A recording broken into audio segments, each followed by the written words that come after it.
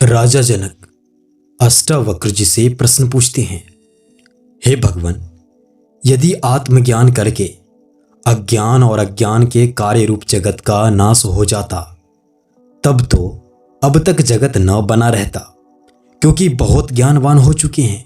उनमें से एक के ज्ञान करके कारण के सहित कार्य रूपी जगत का यदि नाश हो जाता, तब तो फिर अस्मद आदिक सब जीव और वृक्ष आदिक सृष्टि भी न होती। परंतु ऐसा तो नहीं देखते हैं, किंतु जगत ज्यों का त्यों ही बना है। तब फिर आप कैसे कहते हैं कि अज्ञान के नाश से जगत का नाश हो जाता है? अष्टावक्र जी कहते हैं, हे राजन, जैसे जल की इच्छा करके पुरुष मरो मरीचिका के जल को देखकर उसके पास जाने का उद्योग करता है, परंतु जब आगे उसको जल नहीं मिलता है, तब किसी के बताने से जान लेता है कि यह भ्रम करके जो जल मुझे दिखाई देता था वह जल नहीं है। तब आकर वृक्ष के नीचे बैठ जाता है और फिर जब उधर को देखता है तब फिर जल पहले की तरह दिखाई पड़ता है, परंतु जल की इच्छा करके फिर उस तरफ नहीं दौड़ता है और न दुखी होता है। वैसे ही जिसको आत्मज्ञान हुआ है और जिसने जान लिया है कि जगत मिथ्या है और भ्रम करके प्रतीत होता है, वह फिर दुखी नहीं होता और न उसमें उसकी आसक्ति होती है, किंतु यावत जगत है उस सबको मिथ्या जानता है। उस मिथ्या तत्व के निश्चय का नाम ही जगत का नाश है। यद्यपि स्वरूप से इसका कदापि नाश नहीं होता, किंतु यह अथाह रूप से सदा बना ही रहता है।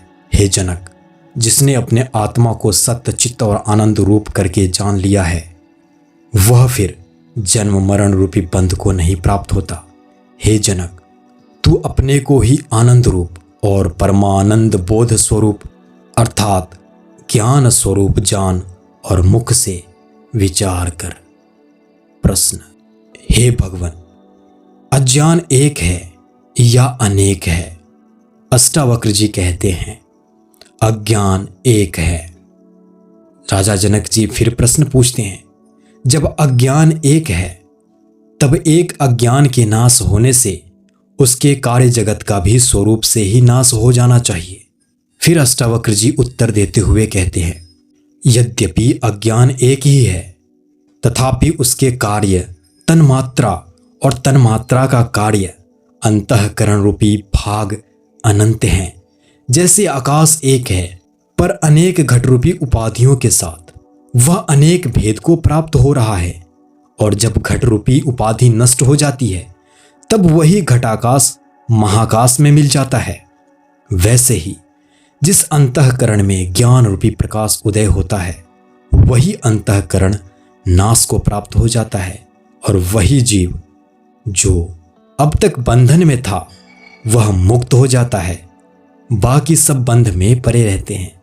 जैसे सोए हुए 10 पुरुष अपने अपने स्वप्नों को देखते हैं, और जिसका निद्रा दूर हो जाती है उसी का स्वप्न नष्ट हो जाता है, और लोग अपने अपने स्वप्नों को देखते ही रहते हैं।